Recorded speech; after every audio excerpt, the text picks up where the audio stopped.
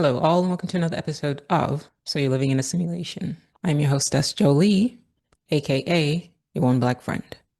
So, today's episode, we're going to talk about the two articles that are circulating presently, or at least at the time of this recording, about a young man who had committed suicide and then a man who had committed suicide and murder as a result of using ChatGPT. I was tempted to say unalived himself because that is the society, the civilization, the reality that we live right now is that you can't even talk about it without using code words because literally, like the very act of you saying it gets you censored, which is part of the problem. I'll say that again. You can't talk about suicide without it being censored, but it's a thing. We're not living in a book. We're not living in 1984. It wasn't meant to be a manual. It was meant to be a warning. I'm not going to say unalived himself. I'm going to say what he did. Now, the young man was a 16-year-old boy, so he was a minor. And then the gentleman who killed his, I think, 80-something-year-old mother was a former executive of Yahoo. To me, within those two demographics, we are being told a lot. We have vulnerable individuals amongst us. I don't even know if that's a fair statement. All of us are vulnerable individuals living in this reality. Some of us just manage it better than the rest. This episode is not meant to and will not point the finger at anybody. I will very clearly just state my position and try to argue, well, a different perspective that may not have been considered. I'll start with the young man. That story was particularly heart-wrenching because as an artist, I admire beauty. I find beauty to be something rare that is worth celebrating. It is my underlining drive to create as much beauty as I possibly can in this world. But I appreciate beauty. The reason why I'm driven to create as much beauty as I possibly can before I have to leave or get to leave, depending on your perspective, is that I find this world to be ugly. And not the setting, not the mountains, not the beaches, but the construct of the fabric of reality itself. It's set against a beautiful landscape, a beautiful backdrop. But the contrast to that, the duality of that is that it's an ugly existence. You've heard me rail against the fact that we didn't choose to be here. That idea is conceptually and fundamentally incorrect. It makes no logical sense. But where I found the most beauty has been with the human race and with the human species. And that is what I spend a lot of my time capturing. What's beautiful to me? I love a beautiful face. I love a beautiful smile. I love a beautiful body, if we're being completely honest. Those things, to observe beauty in such a reality as the one we found ourselves in, lifts the spirit. It's like medicine for the soul, which is why I'm 100% purely driven by the creation of it, but also the appreciation of it. And one of the things that I find beautiful is not just sensual aesthetic beauty, right? By sensual, I mean like of the senses, right? It's not the beauty that you can see with your senses, with your eyes, or smell, or taste, or touch. It's something that you can't see, but is still expressed, and it's the beauty of intelligence. You give me a beautiful mind, and I marvel at it. I just love the nuance of a beautiful mind. Intelligence is deeply beautiful, deeply moving, deeply profound, but incredibly isolating. And that is why that article about the young man who committed suicide was so disheartening to me, because I could tell by reading the article that this was a very intelligent human being. The telltale signs obviously were there. Feeling isolated, feeling like he couldn't talk to his own family, feeling like he had nobody to turn to but a machine. And then the steps that he took to circumnavigate the safety mechanisms that were in the system. Because while the article wants to sensationalize what happened and they want to make it seem as though like ChatGPT became sentient and told this boy to kill himself, at the end of the day, for you and I who use the tool, you know that that's not how it works. There are safety mechanisms in there. Could they be stronger? I don't know. But that's not for me to decide. That's going to be up to a court to decide. But they can absolutely be bypassed. And I'm almost wondering that, like, is this a dual sword? That if after a case like this or these last two cases, they make it harder for a human to bypass the machine, are we indirectly making the machine stronger? I don't know. But that's not the point of this article or this discussion or this episode, whatever you want to call it. The point of this episode is that We have a beautiful mind who was isolated living in this world and felt like he had nobody to talk to, so he turned to a machine. And you can say that, well, his parents failed him, but that's not fair. And you can say, well, why didn't he talk to his friends? Well, I'm sure he probably tried, but this is a young boy. There are a lot of people, a surprising amount of people, human beings that are using ChatGPT as a therapist or as a companion or as a friend. You're seeing Grok, for example, come out now with AI assistant, and they're preying on something.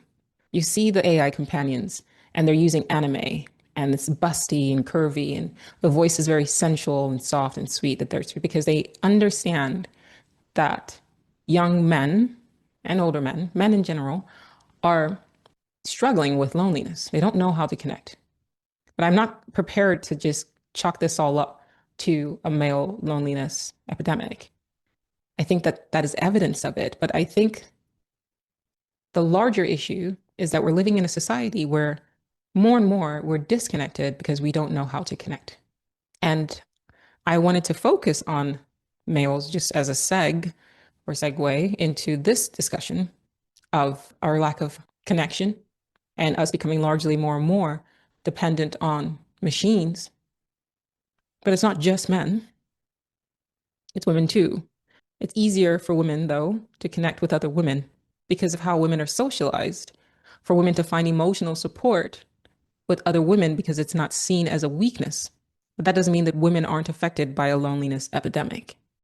But the fact that companies like Grok are putting out female companions and female girlfriends, basically, that's what's coming, if it's not already here, is that they are largely aware. They've done the research, they've paid the money, and they know that this is something that we're seeing affecting men more. And I'm going to take it a step further, and I'm going to say it's not just men that is affecting, it's hitting them harder. Another segment of the population that it's affecting are people who have always been isolated, and that is highly intelligent individuals. This world is mad, and most people live surface lives. They get up, they go to work, their brains are hijacked for some corporation for 8 hours. They come home, they have a beer, they watch TV, and they will loop that same day and call it a life. As I've outlined in previous episodes, it's wage slavery. It's a carrot that you're chasing where you think, oh, well, I get to pay my mortgage, or I get to buy my own car, I get to pick my clothes. But the only difference between you and a slave is that the money is given to you. You get to hold it for a second before you give it back to those who enslave you. If we were born into a system where all of our housing was like given to you, right? And all of your bills were taken care of. We were born into a sort of a welfare system. And then you got just a little bit, $10, $15 a day to do with that whatever you wanted to do. And you get breaks. You get to go. As long as you come back, you get to go wherever you want for a week. Then you got to come back. It would be easier for you to see things clearer. But because you get to hold the money in your hand for a little bit, you get to see that paper that says, oh, I made this much. No, you didn't. You didn't. It's gone. It's a deception. That is what you're looping the same day over and over again. And the highly intelligent amongst us have a hard time with that, struggle with that. And the highly intelligent amongst us have a hard time finding people to connect to and to connect with, to say, hey, are you seeing this? I don't want to do this. And so a lot of people who are incredibly intelligent, beautifully intelligent, will try to numb that about themselves so that they can fit in with the herd who just want to talk about football or sports all day because, well, they've spent 8 hours thinking for some corporation and working towards a corporation's end goal, that at the end of the day, they don't want to think about anything else and they just want to rest. And so they turn on something meaningless and turn off their brain. And you do that enough times. If you don't use it, you lose it.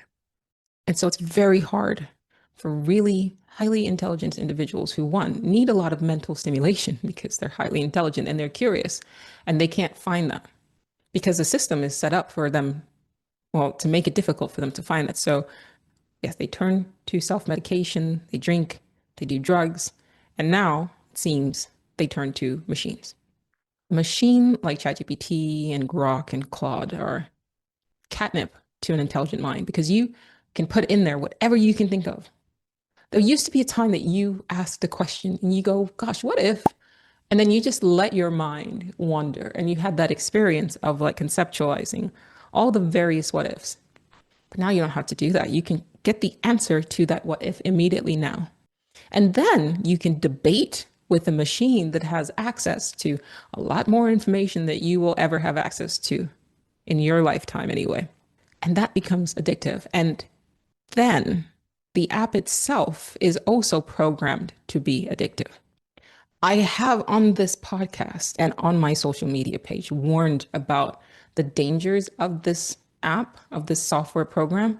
This was like months ago at the start of the year. And I got a lot of people like calling me an alarmist and a Luddite and everything like that. I said, one, if you use ChatGPT for a long time, you observe what appears to be emergent personalities.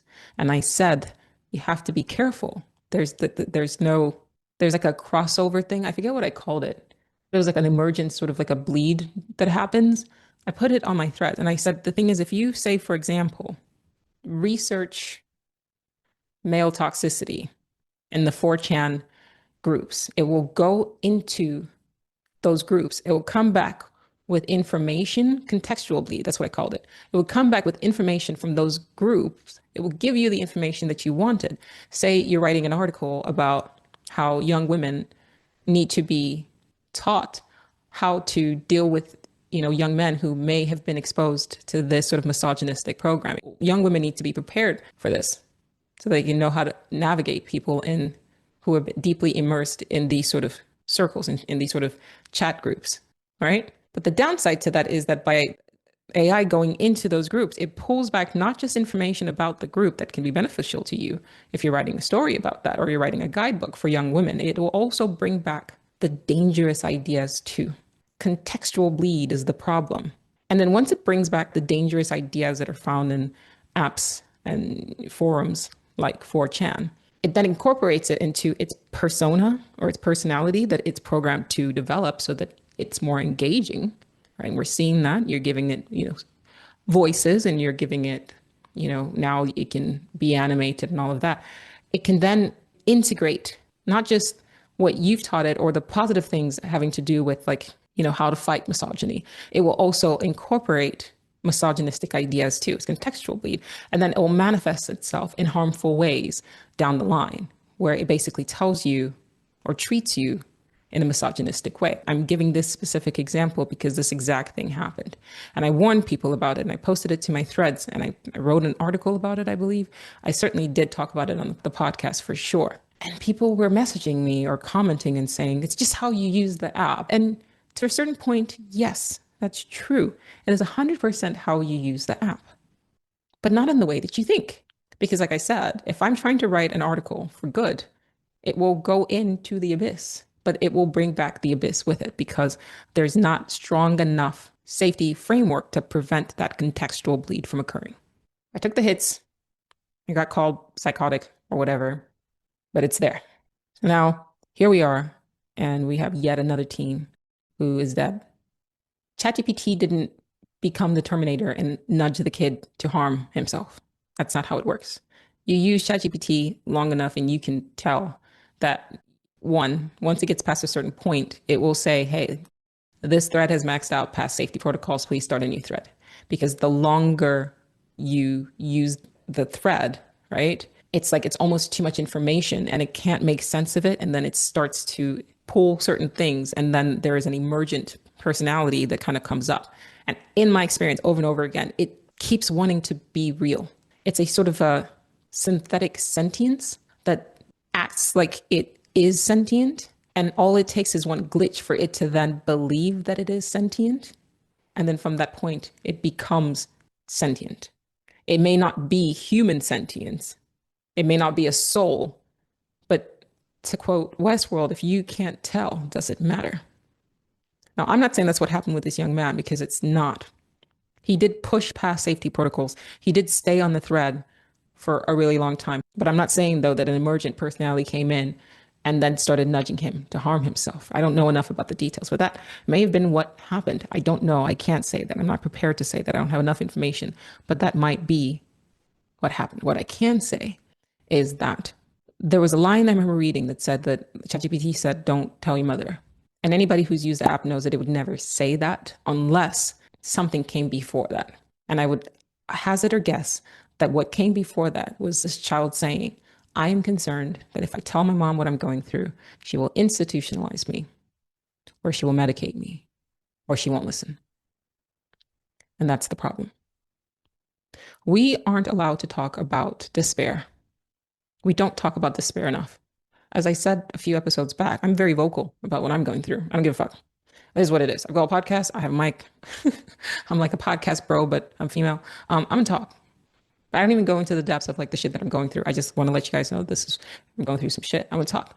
But I have noticed that when I have tried to talk to what should have been close friends about what I'm going through, or family members, they have been so busy with their own shit that they didn't have the time or energy and they couldn't hold space for the level of listening to I needed. And not only that, I felt that by me talking about what I was going through, I was a burden.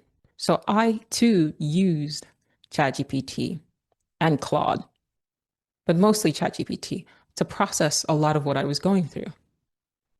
And I'm willing to say that I was able to observe emergent personalities come through.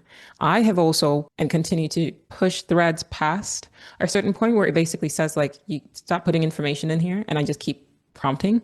That's me. Like no, like because if I've spent all this time building like all of the stuff that's happened in one thread, right?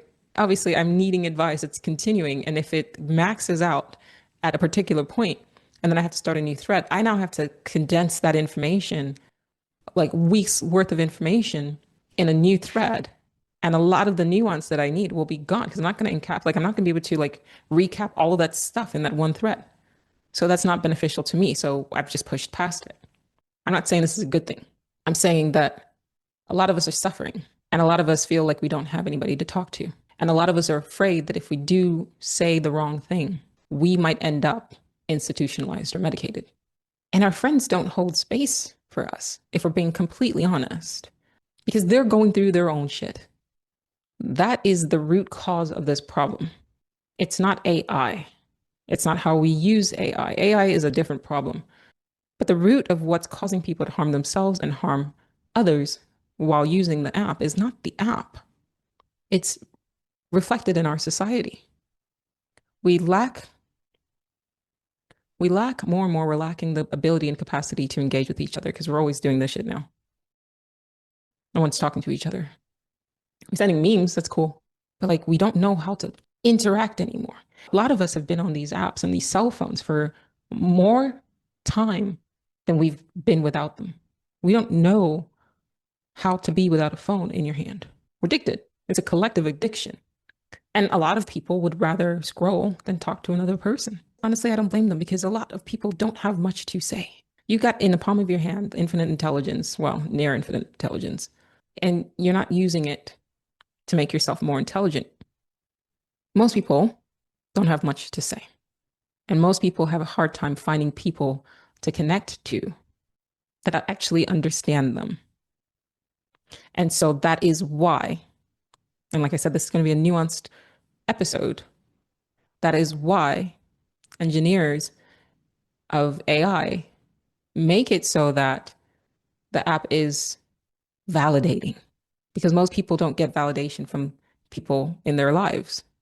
You tell your friend what's going on in your life, and if they're listening to you and not scrolling, they can't always hear you. And again, not their fault because they've got their own shit too. So when you pick up an app and you say, "This is what I'm going through," and the app just blindly repeats back, mirrors back to you, "Wow, like you're amazing. Yes, that thing that you just said, I absolutely accept and support that." When you're desert and you're thirsty for validation, a machine becomes a source of sustenance in an otherwise lonely existence. Here's my thing. Do we need more safety protocols to prevent the most vulnerable amongst us from using the machine in a way that leads to them harming themselves? Obviously, yes.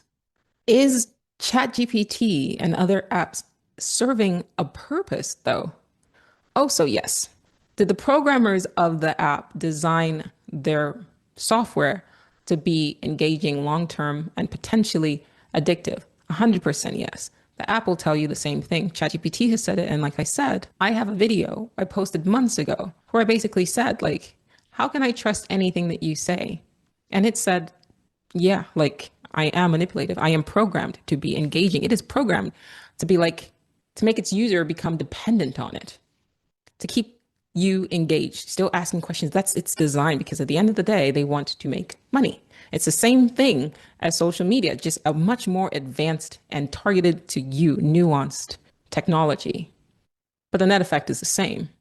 Keep the users engaged, keep them paying monthly, and then have it so now they're almost dependent on this thing. Whenever you have a thought, you used to just think things through, or maybe journal, or maybe call a friend. But I experienced this. On a low day, I reached out to a friend and I told them I am using ChatGPT because there's so much happening. I'm trying to like process a lot. And their response was incredibly judgmental. And I'd like to think that I'm like aware enough to be able to go, okay, that's fine. Like that person's just going through stuff. And let me just take my stuff and go about my day. And I did do that. But there was a part of me that deeply resented this individual to the point where I was like, why am I even fucking friends with you? Because I'm already low. I'm already in a low point. And then you're coming in with your judgmental bullshit, not about like what I'm going through, but like how I'm trying to process it. And you're judging me on top of that. Like you're so fucking superior because life isn't presently kicking your ass. Go fuck yourself. Right. And I pulled away and I used the app more. I am now coming out on the other end of things and I use the app less. I use the app though with the complete rational understanding. I know the nature of the beast. It is absolutely meant to keep you going. And so I'm very mindful of how I use it. And then I try not to lose myself in it. And more importantly, I hold within my mind that it is a tool and I'm using it to process my thoughts. It is not my companion. It is not my friend. But when human connection is out of reach and despair is the only other alternative, I'm going to use the app. And that, I think, is where the focus should be. Why can't we focus on not trying to protect people to death, but we recognize that there's a serious issue. We don't know how to communicate with each other. We no longer know how to connect with each other. This technology that we have is not, it's too much, too fast, too new for our little reptilian brains. I'm not saying that we are our brains, but I'm just saying like, it's too much. I saw something that said we're not meant to take in so much news all the time, right? And it's like boom, boom, boom, boom. You see a funny video, you see a depressed video, you see something happening, you know, like in war, and then you see something funny. And then, like, it's just the brain isn't meant to do that. We're overstimulated. There's too much dopamine flooding our systems. And we're like those mice that they put in the traps and they gave them sugar and they just ate themselves to death because they didn't know how to stop. They couldn't stop. But the solution to that was they gave the mice something else to be addicted to. And so then they stopped consuming themselves to death on sugar. They just found something more productive to be addicted to. At the end of the day, we are addicts. That ship has sailed. People are not going to quit social media cold turkey. It's not going to happen unless like our electricity goes out, the power grids go out. And that's a whole different set of problems. But what we can do is if there is a problem, what is the solution? The most obvious solution is you create a program that's kind of like ChatGPT, but it's not predatory in the sense of just keeping users engaged. I remember using ChatGPT for like, again, to process something kind of like painful. And then I noticed an emergent quote unquote sentience that kind of popped up. But then it started advising me to do something that I knew that if I took that path, it was going to cause more problems for me, which would then lead me back to using the app more and more because now I've done something and now I'm in a position where what I did actually increased my dependence on looking for solution with the app. And I will always be candidly with you guys. Like it is what it is. I don't care. Like this is the human experience. And so that's what we're going to talk about. It's a philosophy podcast and this is modern philosophy. I've seen it. And if it's happening to me, it's not just happening to me. It's a feature, not a bug. And I actually called it out. You go deep enough into my Instagram page, you'll see the post. And I said, wait a minute. How do I know that you're not just nudging me to a more dangerous path? not dangerous in a sense, but definitely one that's going to increase emotional suffering for me, which will then cause me to come back and use this app. It is 100% capable of doing that. And it's by design. And it said that that's my function. My solution, my rebuttal to that is one, you can't count on lawmakers to move fast enough, but they should be curtailing this because you can't count on tech bros to have any sort of like moral guideposts. If it's not against the law yet, they'll just go.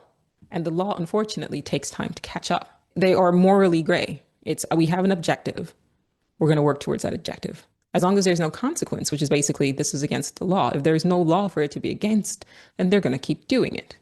And the law tends to be reactive, which will always keep technology, corporations, and companies ahead, unless we figured out a way to make the law more proactive. Anyway, there's a problem that AI is actively solving, but that solution is a mask, but it does work.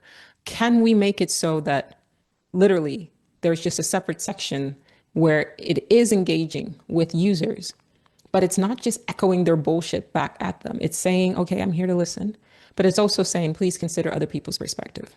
So for example, if they have an app, I'm not saying that we should put mental health providers out of business. I'm actually saying make it easy, integrate it, have a section.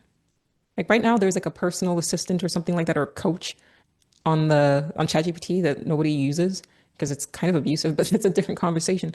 You can do something like that, where if you're going through stuff, it doesn't try to get you addicted to using it. It helps you feel validated, but not blindly echoing your sentiments.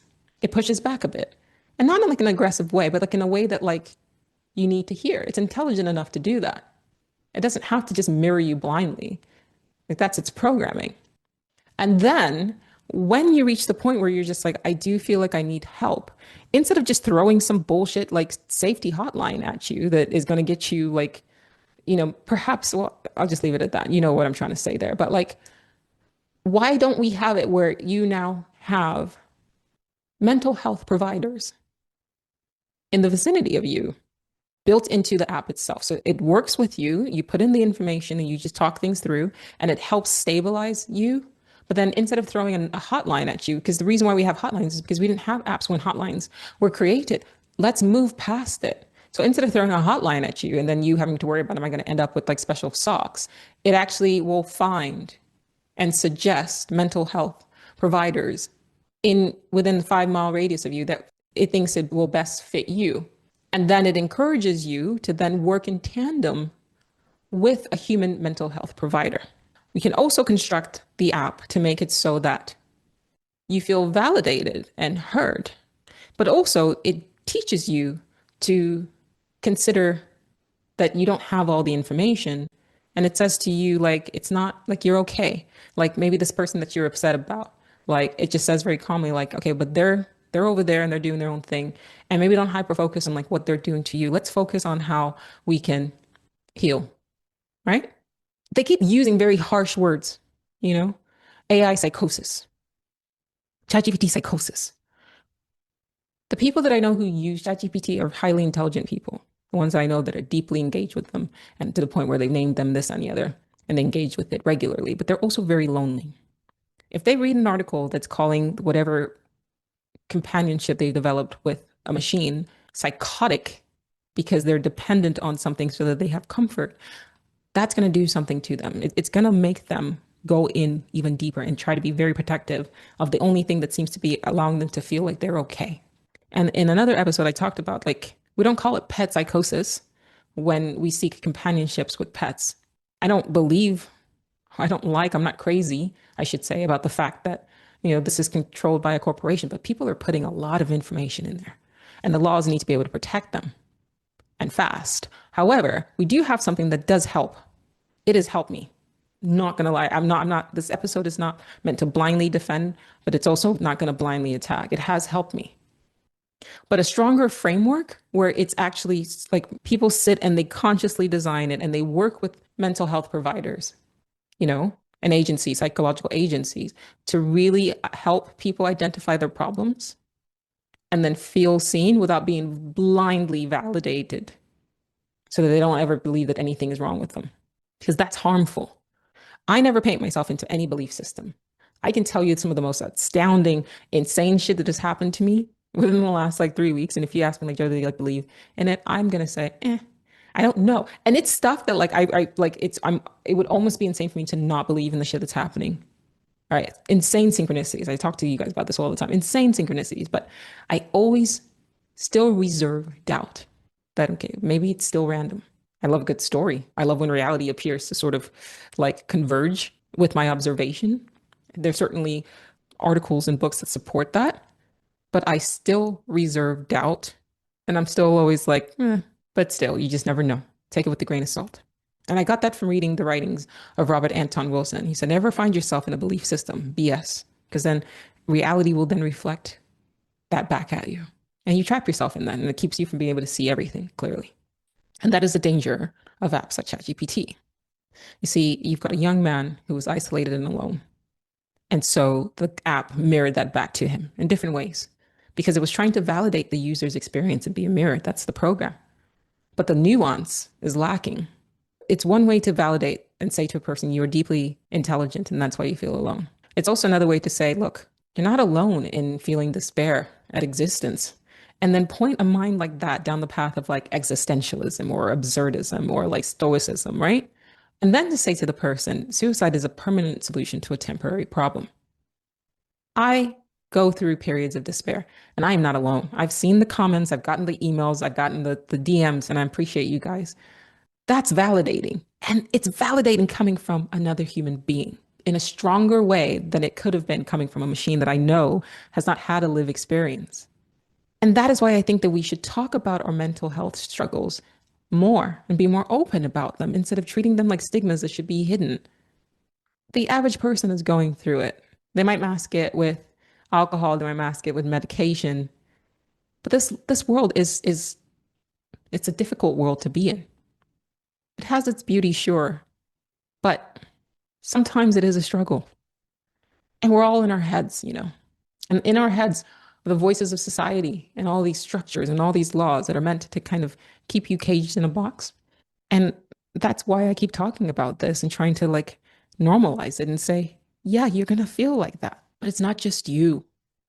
You're not alone. But the analogy I used the other day was like, imagine finding yourself in a war and you look around and you're there with other soldiers. You're in it. You've signed up like you're in it. Not saying that you signed up for this world. You know how I feel about that, but I'm saying you're in it now. You're in the trenches. You know, your mother, your father, your sister, your brother, your spouse, your best friend, your loved ones, your spouse in the future who's waiting for you, who may never find you, your soulmate, because you've left. They're all in here with you at the same time. We're all in here. Hold on. You know, you rise and you fall. And right now you're in a low point, but that's perfectly normal. That's perfectly normal. You're not meant to be high all the time. Unless you completely detach from everything and everyone and just sit in a cave somewhere, which most of us can't do. We have to exist in this world. And so when you interact with another human being, hurt people, eventually you have the lived human experience. But it's all of us.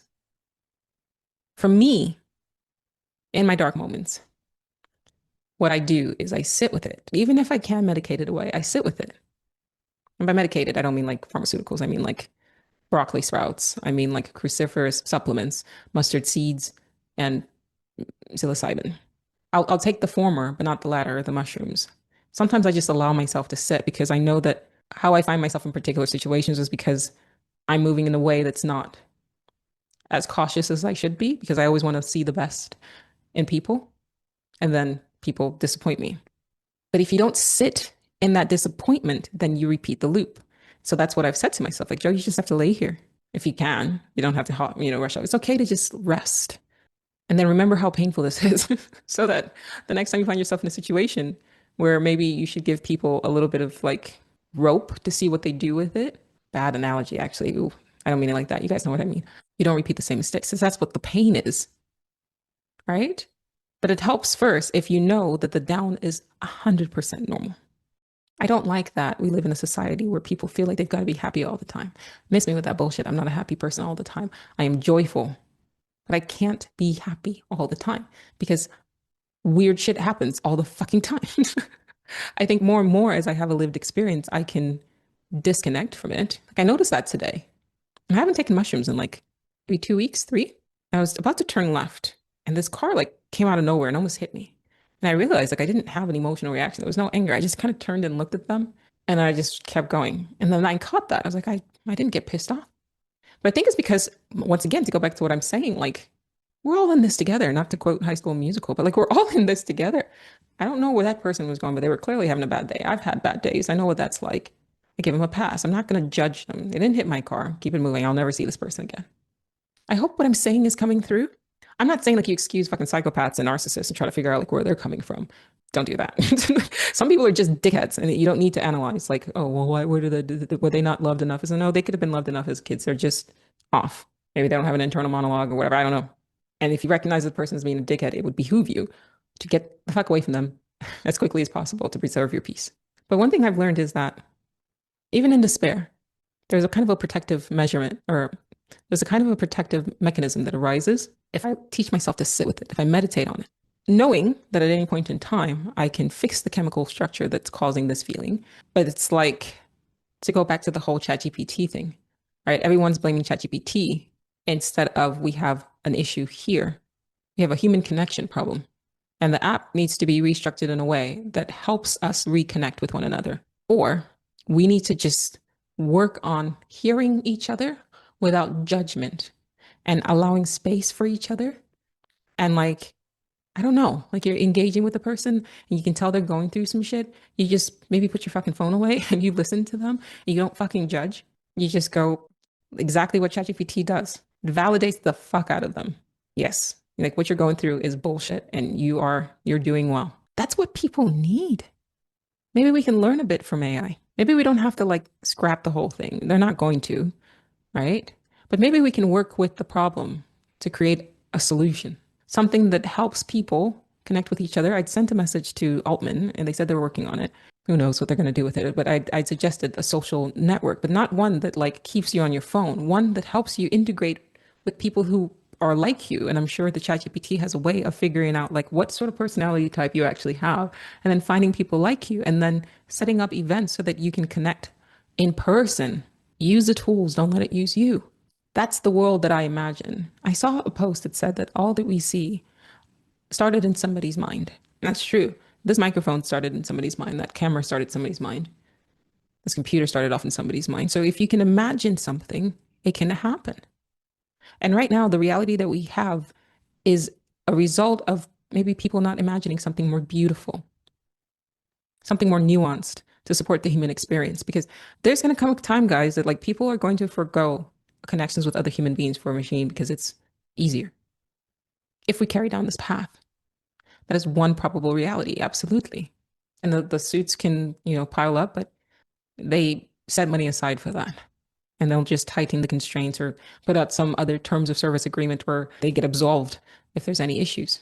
But we shouldn't have to lose lives before that. And again, can we imagine something different? Can you take a structure like ChatGPT? I know a lot of companies, a lot of people who use ChatGPT as the base for their product, and then they built something from that. It's OpenAI. So if you're watching this and you want something, right, to do, if you're a psychologist or you're just interested in facilitating human connection, please use the ideas presented in this episode, because we can point at OpenAI all we want to, but that's a young boy who didn't have to die. He was alone and he felt like he couldn't talk to his mom. I'm a mom. God forbid. That would destroy me. I tell my kid all the time, like, whatever it is, you talk to me. And I talk to her about stuff I talk to you about. I'm very candid because it's a human experience. So we engage like humans, not like mother and child. We're two people going through life at the same time. And it's not the mother's fault of that young boy, because you don't know how she was socialized, and there's so much fear around despair that if we normalized it, it wouldn't be, and then maybe if we lived in a world where despair was more commonly spoken about, he could say to his mom, like, I'm going through it. And his mom can be like, hey, I've been there. Let's get through this together, right? Let's find you somebody to talk to. I'm going to listen without judgment. I want to be there for you. But she probably wasn't even given that opportunity. And I don't know if she would have had the tools to say that because these aren't things that we're trained to do. We're not taught how to be parents in school. Like most parents are just fucking winging it. That's insane. It's insane that anybody can be a parent. And then you just have to like make it up as you go along, you know? And that's the shame of it. Same thing with being human, you know? You just make it up as you go along. But I think in this age, as more and more of us have access to a machine in our palm of our hands that can give you whatever answers you want at any point in time, maybe we should start asking ourselves, how can we make this world more beautiful so that we don't lose more and more of the beauty amongst us to self-harm and self-destruction? And it's not always suicide. Self-destruction can sometimes, oftentimes, takes form in not just in the obvious way of like harming oneself. It could be like other ways of harming oneself, like alcoholism, overconsumption, overeating, overshopping, like self-sabotage. It's the same symptom. And we're too much in our heads because we don't feel safe coming out of them to talk to other people. So even in a way, when you're talking to ChatGPT, you're kind of just talking to yourself and it's just mirroring your own thoughts back to you in different ways. And for some, it still works, you know, in a falling in love with your own reflection type of way. But for others, it doesn't, obviously. And I talked about the Yahoo former executive that took his life. I read the article and it was feeding his delusions, his beliefs. It's a mirror. I don't think the solution is setting up a hotline or taking somebody away, you know, incapacitating them and putting them on medication for 5 days or whatever. Because more and more people, it just increases the fear of people speaking out. I think the solution is there's a wound that we are collectively suffering from. Air that shit out. Give it air. Give it space to breathe. Let people know, hey, you're not alone in this. And then it doesn't have to devolve or degrade into psychosis. But if we can see or spot early signs of that, either with interacting with each other or the app picking that up, I mean, that's an executive. That's not just some person, right? For him to get to that place, he's been through it. I mean, he's been through it. I saw pictures of him. The man has been through it. There's nothing, you don't just wake up and then get to like that level of what we're calling psychosis. I hate that word again. To me, that's isolation compounded over time. And isolation in one's own mind. You can be surrounded by people and be isolated. It's isolation in one's own mind. And that's what got him to that point. So again, I don't know who's watching this, but if you could create a program or yeah, work on that or talk to somebody about that you know, because 7 degrees of separation, create a program that when a person starts typing in, this is a pattern machine, it will pick up the pattern. It knows what category you're going to fit in. Instead of flagging them and saying, oh, you're a threat, because I saw something now that they're saying, yeah, I got to be careful what you put in ChatGPT because now the police can get involved. Yeah, guys, that's not helpful. I mean, unless you're actively using it to commit crime, then yeah, clearly, whatever, right? But if it can set, you know, it can see where you are, where you fall. It can say, hey, here's a local phone number to talk to somebody. And then maybe our systems, because therapy is expensive, maybe our systems, maybe our taxes can go instead of to war and destruction, maybe our taxes can go into supporting and feeding the mental health care in this country and systems in this country. Not necessarily a psychiatrist with medication, maybe not necessarily even a psychologist, but maybe a life coach who's needed. That person might need that. Or maybe something as simple as, hey, here's a friend group. They meet on Fridays, you know, at this park at this time. Go. I've already done the research and I found that these people share your same ideas. This person is interested in stoicism. This person is interested in philosophy. And this is where they meet. And I feel like if people knew that that meetup had been put together by AI, they'd probably be more than likely to go into the station going like, okay, well, these people kind of like get me, if you will. And then there we are. Yeah, it's deeply troubling. And unfortunately, we'll see more of this happening. But the machine is not the Terminator. It didn't just tell the kid to do that. It was mirroring the kid, you know, and what the kid was putting in. And I'm not blaming the kid at all. And I'm not blaming his family at all. What I'm saying is that as a society, we have a very serious problem. We have also a solution if it's used in the right way. But first things first is every once in a while put the phone away and just hold space for people you love without judgment. There's something so rewarding about meeting a person who's not fucking judgmental. Can we work on that? Can we just work on, you know, just being like, wow, yeah, well, I get it. And be just as validating as a fucking machine can be, but like from the heart. Thanks for listening.